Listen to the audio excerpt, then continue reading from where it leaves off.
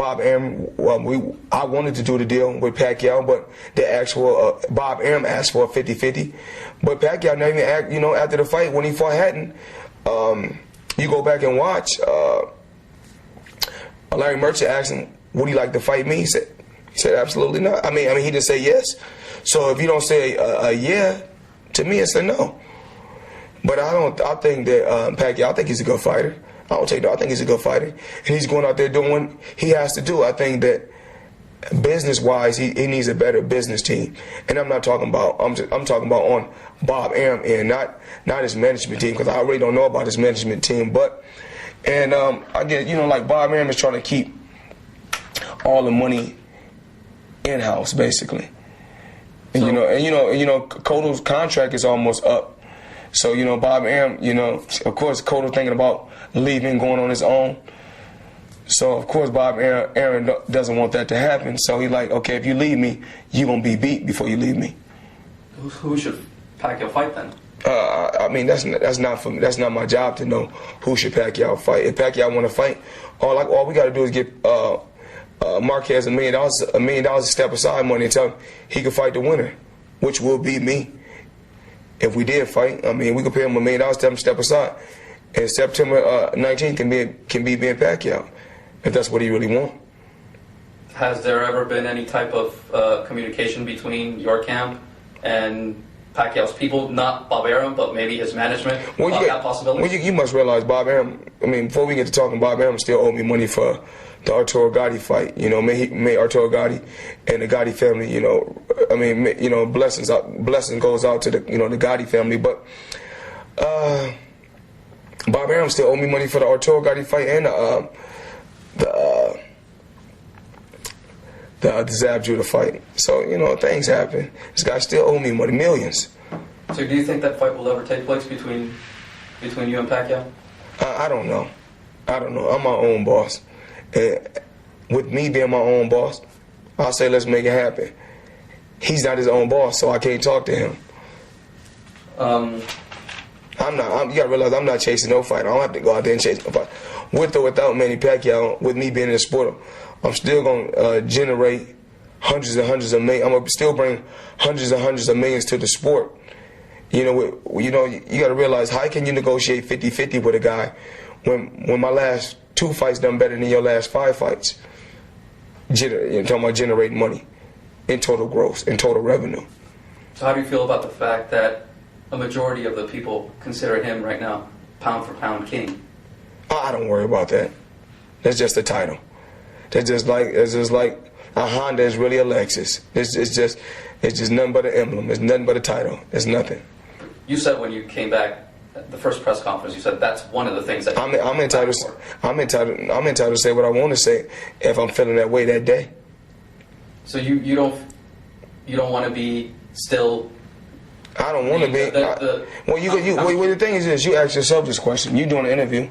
Like I said before, same thing what I told Brian Kenny. You ask yourself this question: have Manny Pacquiao ever lost? Yes. Have Manny Pacquiao ever been knocked out? Yes. Have Floyd Mayweather ever lost? No. Have I ever been knocked out? No. Have I ever been knocked down? No. Okay. So that answers the question for you right there. There's no buts. There's no buts. Have you ever fought before? Not professionally. No. Oh, okay. No. Have you ever been in a championship fight? No. Have you ever been rated pound for pound? No. Okay, then what else you want to know? I'm just wondering if that's one of the things that you want. For people to still recognize you. I don't worry about what people think. See, that's the thing. But you want to be recognized? I don't. Who said that? I never said that. I want to be recognized. I never said that. I'm not saying people said that or you said it. I'm just. So where's this speculations coming from? No, it's not speculation. It got to be speculations, because it has to be speculations, because it's not solid in print. Like I said it. The proof is in the pudding. You said it yourself. Have Marquez ever been beat? Yes. Marquez ever been knocked down? Yes. Have De La Hoya been beat? Yes. Who was the first one to beat Hatton? You. Okay. So when I fought De La Hoya, didn't he choose the weight class? He chose the weight class. He chose the gloves. He chose the ring. They chose everything. Then they try to stick me up. So I need to ask you a question. How big, if I was a white fighter, how big would I be? Be honest with me. How big do you think I would be in the sport of boxing if I was white? I think everybody... Come on, be honest. I think you would be big. Huge. But you are big right now, and you've always been big. Come on, man. I made myself big. I earned my spot. I'm the biggest in the sport, the biggest draw in the sport, the highest gross in one night. 2 fights, 250 million. You tell me who else gross revenue like that in sports and entertainment. You tell me. How much does boxing need you?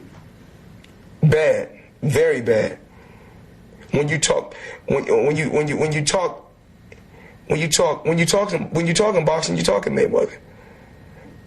When you talk in boxing, you're talking Mayweather. How much will boxing grow now that you've come back, and for how long? Me myself, I don't think it's that bad, because they keep telling me about all these different sports that's trying to steal our blueprint. How they throw these kids in cages and all this stuff. How they trying to steal our blueprint. But the crazy thing, everybody want to have weigh-ins now. First, it was freestyle. They want to have weigh-ins. Now they want to put gloves on their hands. They want to have cut mans. Come on, man. Everybody run with the boxing blueprint. Boxing has been here for hundreds and hundreds of years. The rest of this shit that's going on is just a fad. What will happen to boxing once you do decide to retire once and for all?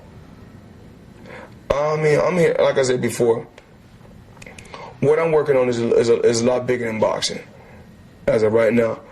I'm just using this as a vehicle.